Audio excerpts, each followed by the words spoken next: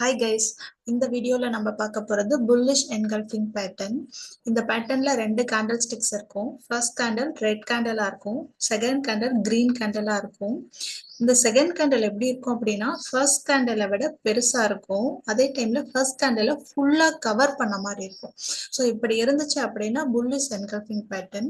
இந்த பேட்டர்ன் நமக்கு என்ன இண்டிகேட் பண்ணுது அப்படின்னா செல்லர்ஸை விட மார்க்கெட்ல பையர்ஸ் அதிகமா இருக்காங்க. இந்த ரெட் கேண்டில் எதை இண்டிகேட் பண்ணோம்னா செல்லர்ஸ், கிரீன் கேண்டில் எதை இண்டிகேட் பண்ணுதுன்னா பையர்ஸ்.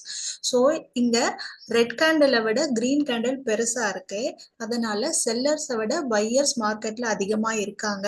ஸோ இந்த பேட்டர்ன் நமக்கு என்ன இண்டிகேட் பண்ணுது அப்படின்னா பை சிக்னல். ஸோ பையர்ஸ் மார்க்கெட்ல அதிகமா இருக்காங்க அப்படிங்கறத நமக்கு இண்டிகேட் பண்ணுது.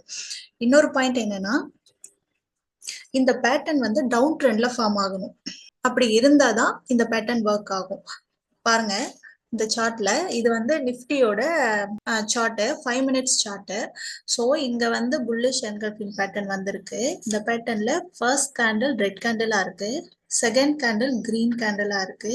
இந்த செகண்ட் கேண்டில் எப்படி இருக்கு அப்படின்னா ஃபர்ஸ்ட் கேண்டிலை விட பெருசா இருக்கு. ஓகேவா? இப்படி இருந்தா இது புல்லிஷ் என்கல்பிங் பேட்டர்ன். இந்த பேட்டர்ன் வந்து டவுன் ட்ரெண்ட்ல வரணும்.